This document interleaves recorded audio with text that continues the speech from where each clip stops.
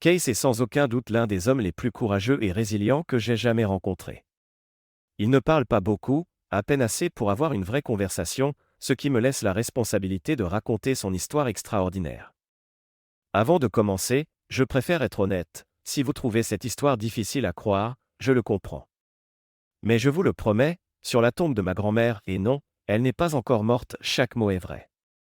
J'ai reconstitué cette histoire à partir de discussions avec sa femme, ses amis et un bon nombre de gens de la ville. Je dois quand même préciser que Case lui-même n'a pas été d'un grand secours, en fait, il ne m'a jamais vraiment parlé qu'une seule fois, et voici ce qu'il m'a dit. Mon père disait toujours, « Tu n'as rien à faire ? Ne fais rien. Tu n'as rien à dire ? Ne dis rien. » Voilà. C'est tout ce que j'ai obtenu de lui. Avec les bribes d'informations que j'ai pu rassembler, qui, déjà, sont suffisamment étranges, j'ai décidé d'en faire un livre. L'histoire plonge au cœur des petites magouilles politiques d'une petite ville, de la complexité de la vie communautaire et des actes d'un homme à l'intelligence moyenne qui, face à des choix impossibles, a décidé de rendre justice lui-même. Gardez à l'esprit, cependant, que c'est en grande partie mon interprétation. Comme Case ne parle pas beaucoup, je me suis beaucoup appuyé sur sa femme, qui m'a confié pas mal de détails, surtout parce que je lui ai glissé quelques milliers de dollars pour l'aider à payer des frais juridiques.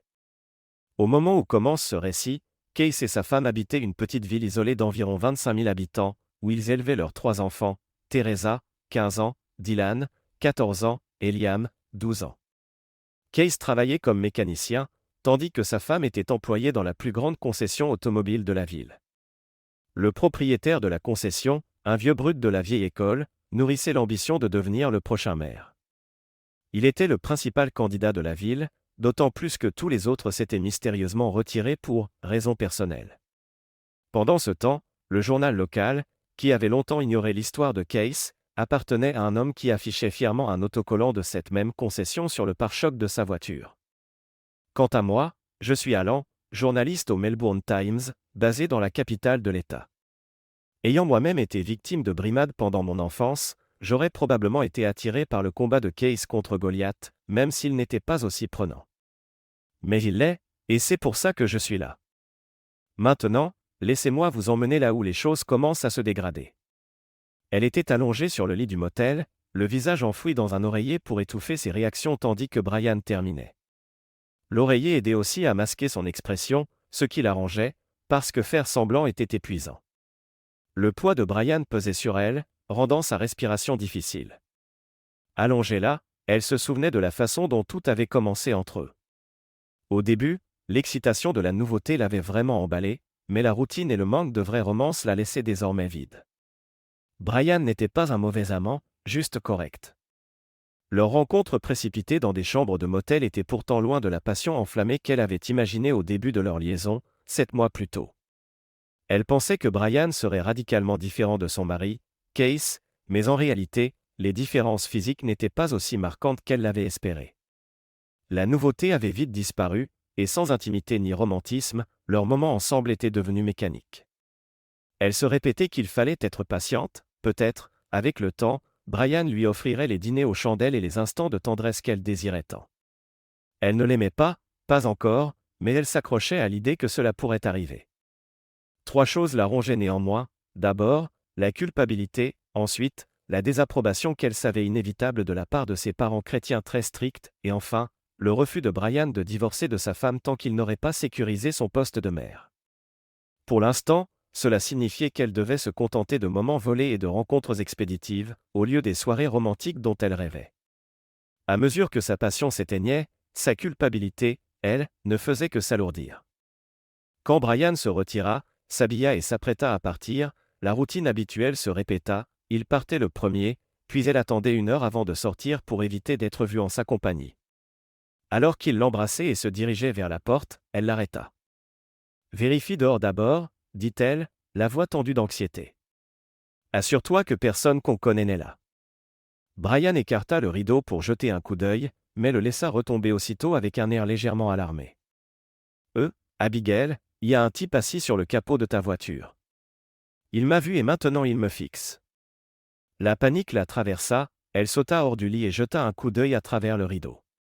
Son estomac se noua. « C'est Case, mon mari, chuchota-t-elle. Comment a-t-il su? Je ne suis pas prête à gérer ça. Ça peut tout gâcher. Imperturbable, Brian Henry. Dans cette ville? Le journal ne publiera jamais rien contre moi. Ils savent trop bien que je serai aux commandes pour la prochaine décennie. Et puis, je pourrais même viser la politique d'État. Elle n'était pas convaincue. Et s'il le dit à ta femme, demanda-t-elle, la voix tremblante. Ça ne sent pas bon. Brian haussa les épaules. Je vais m'en occuper, ne t'inquiète pas. Au pire, ça peut nous rendre service, tu dis toujours qu'on n'a pas assez de temps ensemble. Maintenant qu'il sait, ça va peut-être changer les choses. Avant qu'elle ne puisse répondre, il se pencha pour l'embrasser une dernière fois, puis sortit. Elle écarta à peine le rideau pour l'observer. Case était toujours assis sur le capot, son regard accrochant le sien à travers la vitre. La culpabilité la rongea tandis qu'il se dévisageait en silence. Son cœur tambourinait, incertaine de ce qui allait se passer. Puis elle entendit la voix de Brian s'élever dehors. Curieuse et angoissée, elle regarda à nouveau. Brian se penchait vers Case, qui ne bougeait pas. Leurs regards se croisèrent à travers la fenêtre, Case ne sciait pas, et elle paniqua. Sans réfléchir, elle s'échappa vers la salle de bain. Elle laissa couler la douche jusqu'à ce que l'eau devienne glaciale, espérant ainsi laver la culpabilité qui la rongeait. Après s'être habillée, elle hésita avant de jeter un coup d'œil à la fenêtre. Brian l'appela peu après. « Combien de temps après que je sois parti ton mari est-il parti » demanda-t-il. « Je ne sais pas, » répondit-elle, la voix tendue. « Je n'ai pas regardé depuis que tu es parti. »« Eh bien, il est toujours là, » annonça Brian quand elle finit par vérifier. Il semblait perplexe. « C'est bizarre, mes tactiques habituelles fonctionnent toujours. Je lui ai expliqué les risques pour sa santé de se mettre en travers de notre chemin. C'est vain de résister. N'aie pas peur, Abigail, la nuit va tomber, reste tranquille. Je vais envoyer 2 de mes gars pour lui parler. » Fidèle à sa promesse, environ 1 heure plus tard, on frappa lourdement à la porte de sa chambre de motel. Quand elle ouvrit, Peter et Carl, 2 des employés les plus costauds de Brian, se tenaient là, chacun tenant fermement Case par un bras. Ils étaient si massifs que ses pieds effleuraient à peine le sol tandis qu'ils entraient. Case fixait Abigail, l'air étrangement calme. Elle n'arrivait pas à soutenir son regard et fit demi-tour pour quitter la pièce, mais le son mat d'un coup de poing l'arrêta net. Instinctivement, elle se retourna. Carl maintenait Case pendant que Peter venait de lui asséner un coup qui lui coupa la respiration. Case, encore maintenu, se redressa lentement, ses yeux se reposant sur ceux d'Abigail. La force de ce regard était insoutenable. Elle s'enfuit, nauséeuse. Sur le chemin du retour, elle prit un plat à emporter pour sa famille, l'esprit en ébullition. À la maison, ses enfants la bombardèrent de questions sur l'absence de leur père et le fait qu'il ne répondait pas au téléphone. Elle n'eut aucune réponse à leur donner. Elle dormit très mal cette nuit-là et, le lendemain matin, avant de partir travailler, Case n'était toujours pas réapparu. Brian était aussi absent du bureau, et elle n'osa pas interroger Peter ou Carl. Le soir venu, à son retour, la maison était vide. La panique la gagna. Elle appela Teresa et Dylan, mais leur portable sonnait dans le vide. Elle attendit anxieusement jusqu'après le dîner, quand le bruit d'une voiture dans l'allée la précipita vers la fenêtre. La voiture de ses parents était garée, et ses enfants en descendaient, suivis par son père et sa mère. Sans préambule, sa mère attaqua. « Abigail, pourquoi ne nous as-tu pas dit que Case était à l'hôpital ?» Je ne savais pas, balbutia-t-elle, la voix à peine audible. Un silence pesant tomba. Les regards pesaient sur elle. Son père le rompit finalement d'un ton acerbe. « Peut-être que tu l'ignorais, mais le fait que tu ne te précipites pas là-bas ni ne demandes pourquoi il y est montre bien que ça ne te surprend pas. » Le choc fut brutal. Elle ne trouva rien à répondre et s'effondra sur une chaise, incapable de soutenir leurs yeux. La vérité transparaissait clairement dans son attitude. Sa culpabilité hurlait plus fort que tout, dans ce silence qui s'éternisait. Au bout d'1 minute, elle s'enfuit dans sa chambre, les larmes aux yeux. En bas, elle entendait ses parents s'affairer pour préparer le dîner aux enfants. Sa mère vint plusieurs fois la supplier de descendre, mais elle resta enfermée jusqu'à ce que la maison sombre dans le calme. Finalement, elle s'aventura au rez-de-chaussée. Le brouhaha des conversations de ses enfants cessa aussitôt à son entrée. Vous avez déjà dîné demanda-t-elle, essayant de paraître normale. Ils la dévisagèrent, l'accusation se lisant dans leurs regards. Finalement, Teresa rompit le silence. Maman, tu sais pourquoi papa est blessé, pas vrai? Je ne savais pas qu'il était à l'hôpital, répondit-elle, la voix tremblante. Mais l'absence de dénégation réelle flottait dans l'air, et tous, y compris le jeune Liam, comprirent ce que ce silence signifiait. Liam fondit en larmes et se précipita vers elle. Qu'est-ce qu'il y a, mon chéri? Demanda-t-elle, la voix brisée. Ça me fait trop mal de voir papa blessé comme ça, sanglota Liam. Il décrivit d'une voix hachée les blessures de Case, les côtes cassées, le nez brisé, et les hématomes qui parsemaient son visage. Une horreur glacée s'empara d'elle, réalisant la gravité de ce qu'elle avait laissé faire. Dylan brisa le nouveau silence. Pourquoi tu as fait mal à papa? Qu'est-ce qu'il t'a fait? Ces mots la transpercèrent.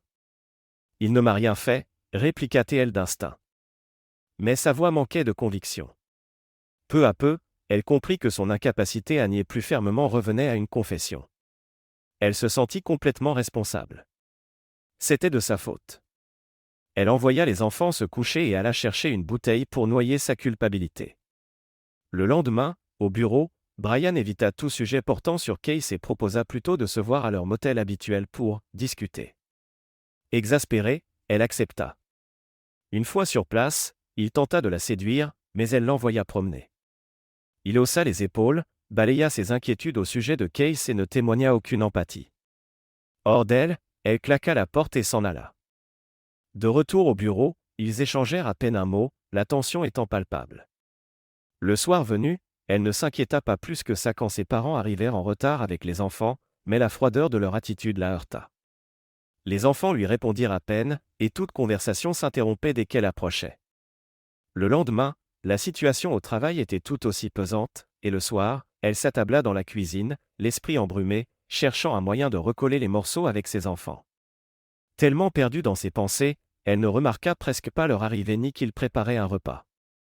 Ce n'est que lorsque Teresa déposa une assiette devant elle qu'elle réalisa ce qu'il faisait. Elle mangea seule à la table, tandis qu'il s'installait devant la télé, la dévisageant avec reproche. Elle se demandait ce que Case leur avait raconté. Elle redoutait la réponse. Le jour suivant, en rentrant après une journée froide et tendue au travail, la maison était animée.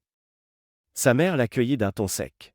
« Tu comptes nourrir tes enfants, aujourd'hui? » « Bien sûr, maman, » répliqua Karen, puisque dans le texte original, le prénom de la femme devient Karen à partir d'un certain point, mais sa mère l'interrompit du regard avant de tourner les talons.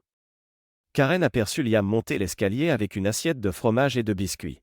« Pas de nourriture en haut, Liam, lança-t-elle, mais ses mots sonnaient creux, même à ses propres oreilles. C'est là qu'elle réalisa, Case était à la maison.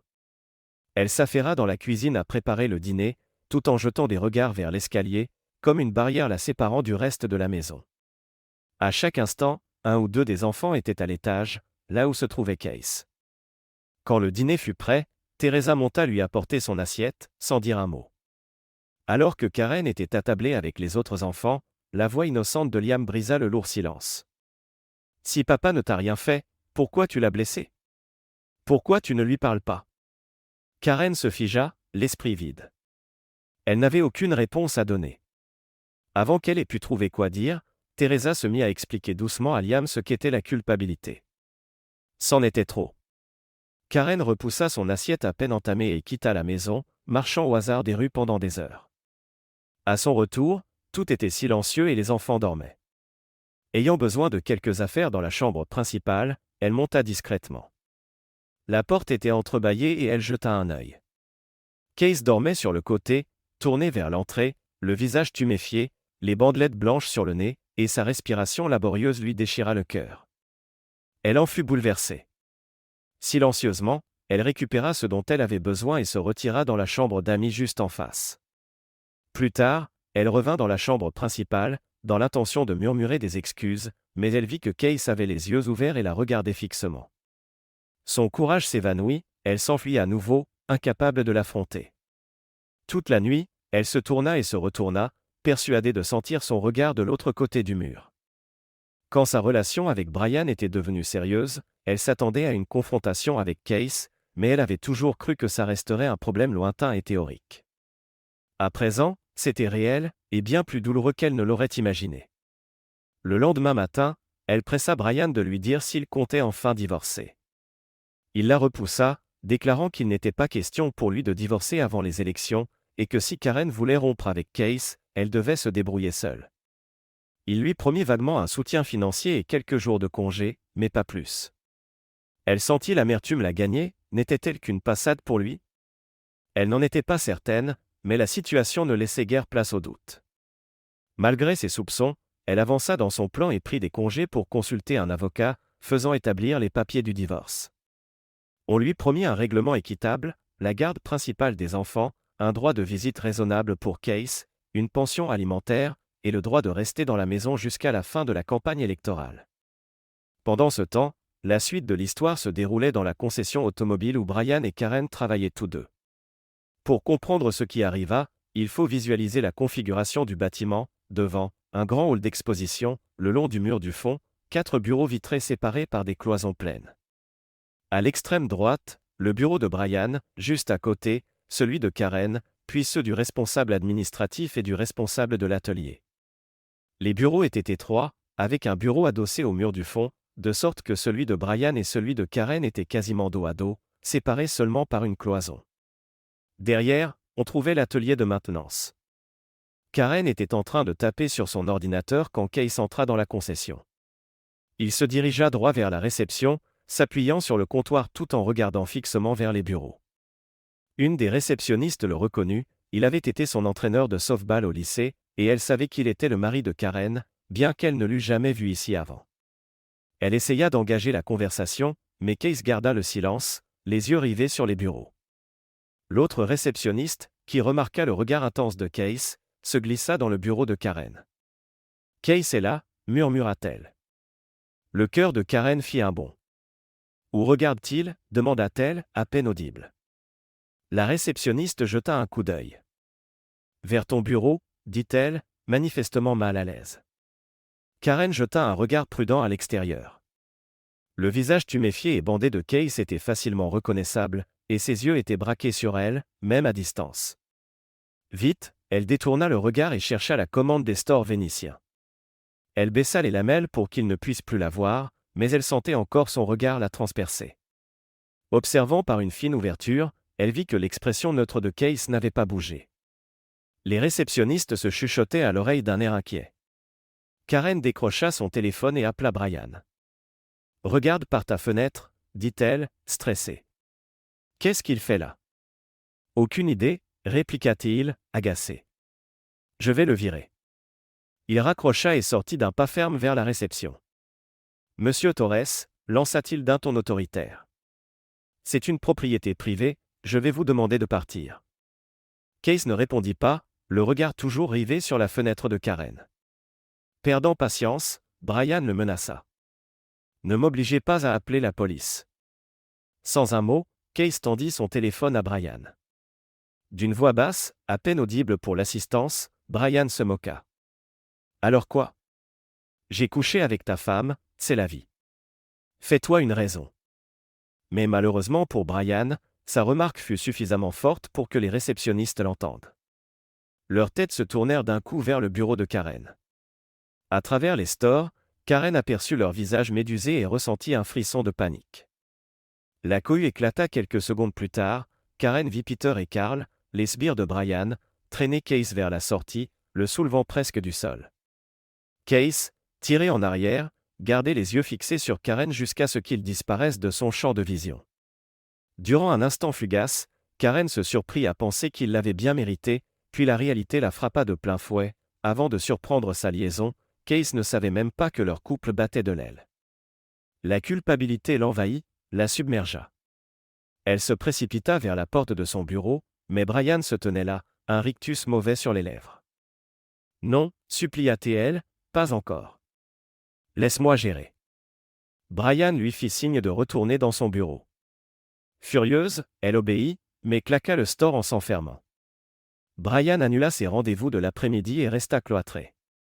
Dans tout le bâtiment, l'ambiance était électrique, les employés, inquiets, murmuraient à la réception, mais Karen n'osa pas sortir vérifier. Vers 13 heures, 2 policiers arrivèrent, parlèrent rapidement au réceptionniste, puis Brian les fit entrer dans son bureau. Les stores restèrent baissés. Un quart d'heure plus tard, ils repartèrent. La boule au ventre, Karen resta cloîtrée.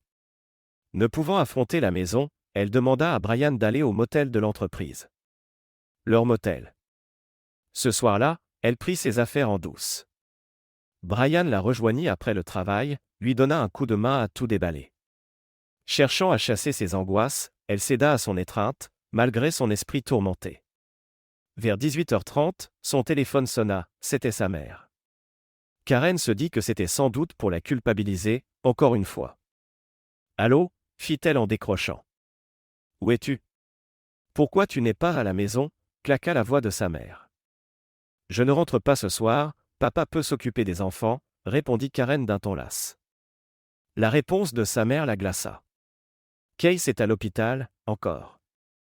Il y restera au moins une semaine, cette fois. » Karen se figea. « J'arrive tout de suite » bégaya-t-elle, avant de raccrocher. Elle se retourna vers Brian. « Qu'est-ce que tu lui as fait, cette fois ?» Brian haussa les épaules, toujours aussi indifférent. « Ce crétin doit comprendre qu'il ne peut pas se mettre en travers de mon chemin. » Karen s'habilla en vitesse, fonça chez elle, s'arrêtant pour acheter à manger. Elle trouva ses enfants en pleurs, ses parents tentant de les réconforter. Sa mère la prit à part dans la cuisine. « Mais enfin, Karen, qu'est-ce qui se passe ? Ton mari est en soins intensifs, tu laisses tes enfants seuls, et tu reviens avec des plats à emporter comme repas principal. »« Ce ne sont pas tes affaires, maman, » répliqua Karen. « Case et moi, on traverse juste une mauvaise passe. » Sa mère plongea son regard dans le sien. « Tu n'as pas bronché quand je t'ai dit que Case était à l'hôpital, ça veut tout dire. Tes enfants nous ont déjà raconté leur version. Tu es mêlé à ce qui lui est arrivé, pas vrai ? » « Non, maman, je ne savais pas qu'il était hospitalisé, » bafouilla Karen. Mais sa mère n'en crut pas un mot. « Tu ne veux même pas savoir ce que ton copain lui a fait cette fois ? Il soupçonne une fracture de la pommette, peut-être même du crâne. Une de ses côtes cassées lui a perforé la poitrine. On l'a ramassé dans une ruelle près de ton travail. Dis-moi, Karen, qu'a-t-il fait pour mériter ça ? » Karen resta sans voix, la honte l'envahissant. Elle s'enfuit à l'étage et s'effondra sur son lit. Les taches de sang sur les draps, restées depuis sa dernière nuit dans cette chambre, la brisèrent complètement. Elle sanglota jusqu'à perdre la notion du temps. Un léger coup à la porte la tira de sa détresse, sa mère. « Je dois ramener ton père, » dit-elle. Tout ça fait remonter ses problèmes d'hypertension, il a failli s'évanouir. « D'accord, maman, je descends, » répondit Karen. Le temps de descendre, son père sortait déjà sans dire un mot. Il lui jeta un regard glacial. Karen s'affala sur le canapé, hagarde, incapable de formuler un plan pour s'en sortir. La seule voie qu'elle entrevoyait, c'était d'aller de l'avant, même si ça menait au chaos. Le lendemain matin, elle ne prononça presque pas un mot au petit-déjeuner, et lorsqu'elle arriva au bureau, Brian était absent. Elle lui envoya un message pour qu'il se retrouve le soir même au motel et un autre à sa mère, demandant si elle pouvait garder les enfants encore une fois. La réponse fut sèche, « Bonne idée. » Brian la rejoignit au motel, l'assura que tout irait bien, la police n'avait aucune preuve de son implication ni de la sienne, et personne ne parlait de la seconde agression. Karen acquiesça, sans parvenir à se défaire de sa culpabilité grandissante. Elle aurait pu courir après Case lorsqu'il avait été traîné hors de la concession, mais elle n'avait rien fait. Plus tard dans la nuit, après une nouvelle étreinte vide de sens, Karen prit une douche et rentra chez elle. Il était presque 22 heures.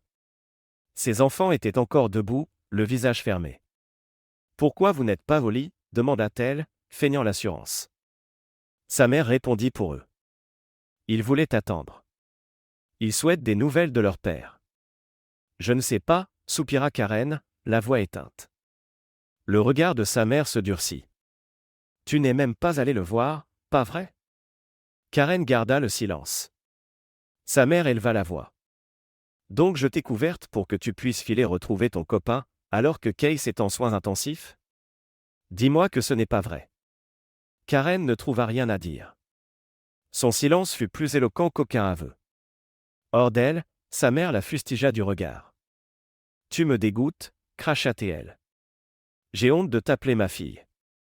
Ne me demande plus de garder tes enfants à moins que ce ne soit pour aller supplier ton mari de te pardonner. Elle partit, claquant la porte. Karen resta là, choquée. Elle essayait de se persuader qu'elle gérait la situation, mais il devenait clair qu'elle s'était enlisée. Si elle annulait maintenant ses plans, tout ce qu'elle avait sacrifié n'aurait servi à rien. Mais les fissures dans sa vie devenaient difficilement niables. Le lendemain, au travail, sa mère l'appela, le ton glacial. Comment peux-tu être aussi insensible? Ton mari sort à peine de soins intensifs, et le premier truc qu'il reçoit, c'est un huissier qui lui remet des papiers de divorce. Qui es-tu, Karen? Que as-tu fait de la fille que j'ai élevée? Karen resta pétrifiée. Elle avait complètement oublié que la procédure de divorce suivait son cours. L'avocat avait respecté ses instructions de signifier Case dès que les documents seraient prêts. Paniquée, elle tenta de calmer le jeu. Maman, pourrais-tu garder les enfants ce soir pour que j'aille voir Case? Non, Karen, je ne peux pas, répliqua sèchement sa mère. Ton père est dans le même hôpital que Case. Il a fait une crise cardiaque, on va lui poser des stands demain. Au revoir. La ligne coupa, laissant Karen anéantie. Elle se précipita chez elle pour être là quand ses enfants descendraient du bus. Mais à l'arrivée, elle fut sidérée de voir ses parents descendre avec eux. Ses tentatives pour appeler les enfants s'étaient heurtées à des refus, désormais, elle comprenait pourquoi. 2 heures plus tard, son téléphone sonna, un texto disant « Viens chercher les enfants à l'hôpital ». Ils y sont allés à pied après l'école pour voir leur père. Sur le trajet du retour, Karen les réprimanda de l'avoir inquiété, mais ils restèrent silencieux, le regard perdu au dehors. Ce mutisme était plus douloureux qu'une dispute. Pour la première fois, elle réalisa à quel point elle leur avait fait du mal. C'est à ce moment précis que j'ai, moi, Alan, découvert l'histoire de Karen, Case et Brian. J'étais dans mon bureau, en manque de sujets à couvrir, quand mon téléphone a sonné. Au bout du fil, Mark Nigram, un ancien camarade de promo en journalisme. Mark avait toujours préféré les reportages de terrain, ces récits de la vie provinciale, loin du clinquant de la grande ville. Il me raconta tout. Médecin et infirmier de l'hôpital où Case était soigné, révolté par l'attitude de Karen, avait contacté Mark.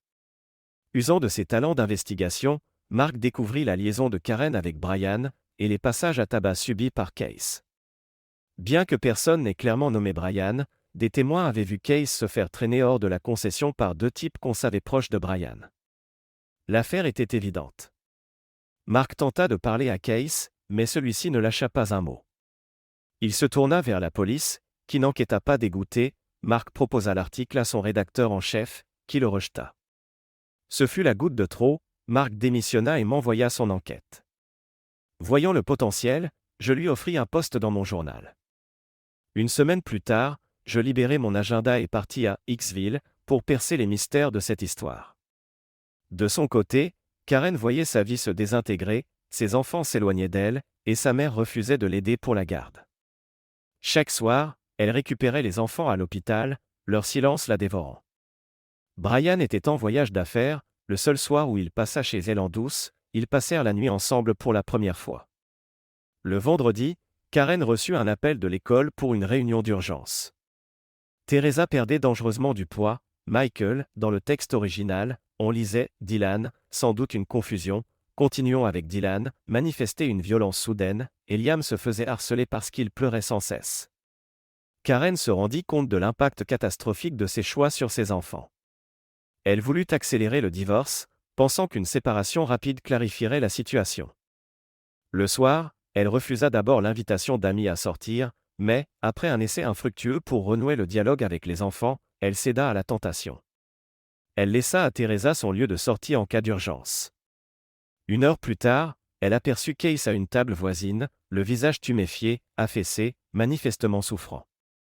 Son estomac se serra, et elle fit semblant de ne pas l'avoir vu. Ses amis remarquèrent son trouble et la présence de Case. 2 d'entre elles, qui le connaissaient bien, allèrent lui parler tandis qu'une 3e se rendait au bar. Karen resta pétrifiée. À la sortie, elle songea à lui proposer de le raccompagner, mais ne put s'y résoudre. Il y a quelques semaines, elle disait à Brian qu'elle l'aimait, espérant solidifier leur relation, mais aujourd'hui, ses mots sonnaient creux. Esséurée par elle-même, elle rentra seule. À son arrivée, elle trouva sa mère avec les enfants. Cela faisait plus d'une semaine qu'elle n'avait pas revu ses parents.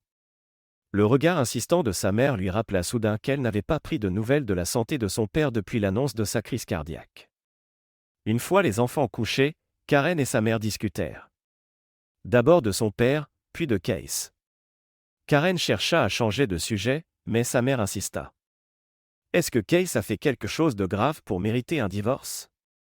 Karen tenta d'évoquer quelques broutilles, mais la moue sceptique de sa mère la fit flancher. J'ai juste cessé de l'aimer, maman, et je suis tombée amoureuse de quelqu'un d'autre.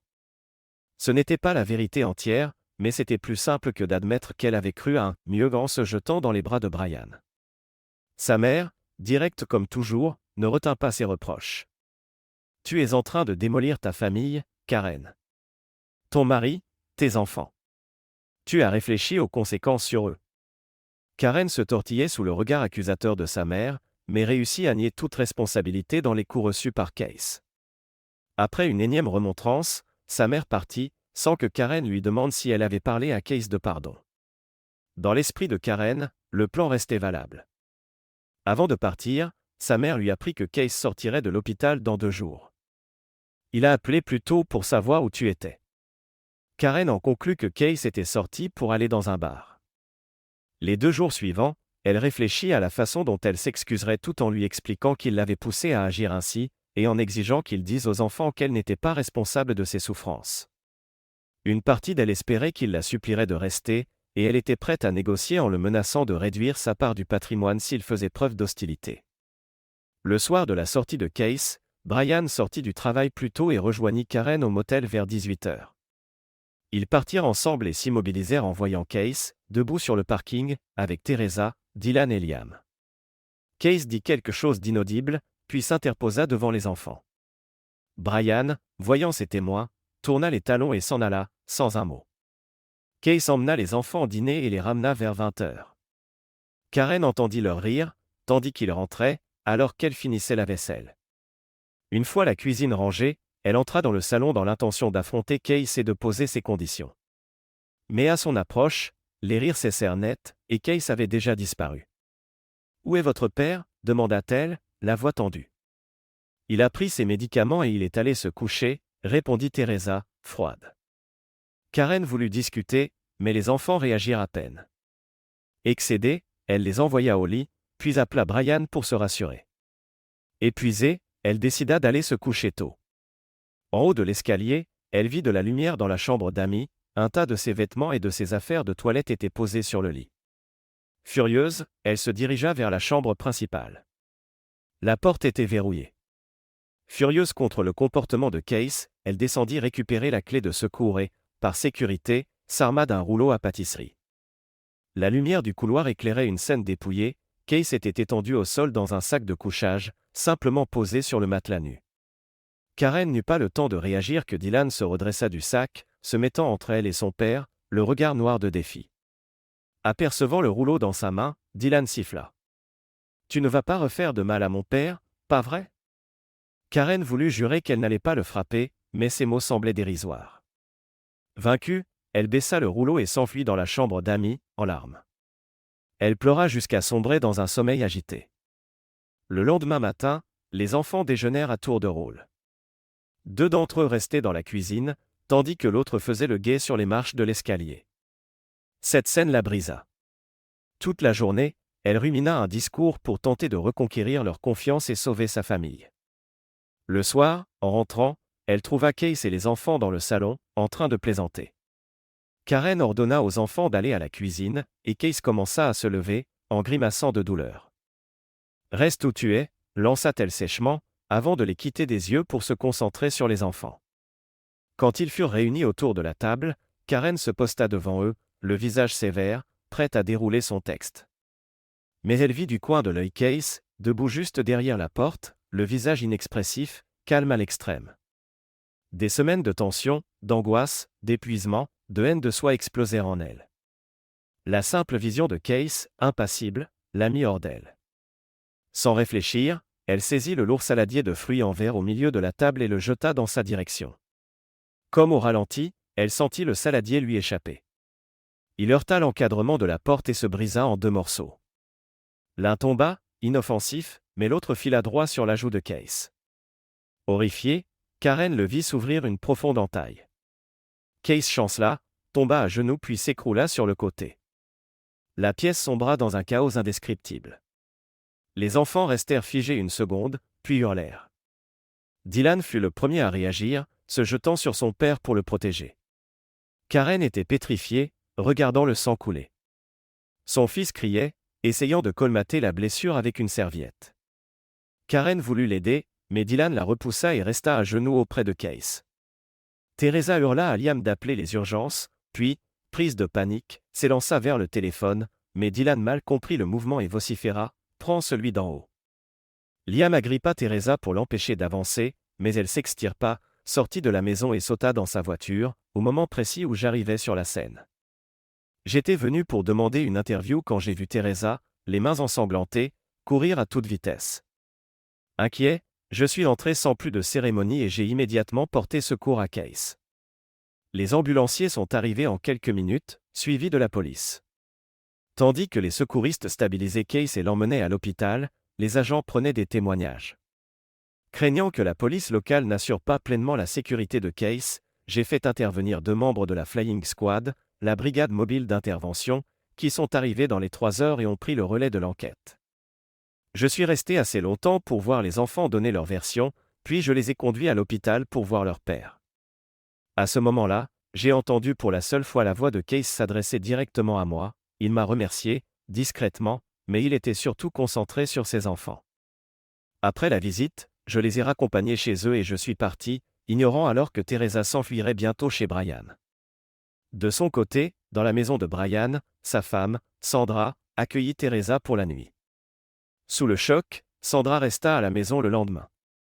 Juste après le déjeuner, tandis qu'elle était dans la cuisine, elle entendit un cri, puis un grand fracas. Avant qu'elle ait pu réagir, on la frappa et elle perdit connaissance. Quand elle reprit ses esprits, elle était étendue sur le sol de la cuisine. Par la fenêtre, elle vit une silhouette bandée et ensanglantée, debout dehors, fixant la maison.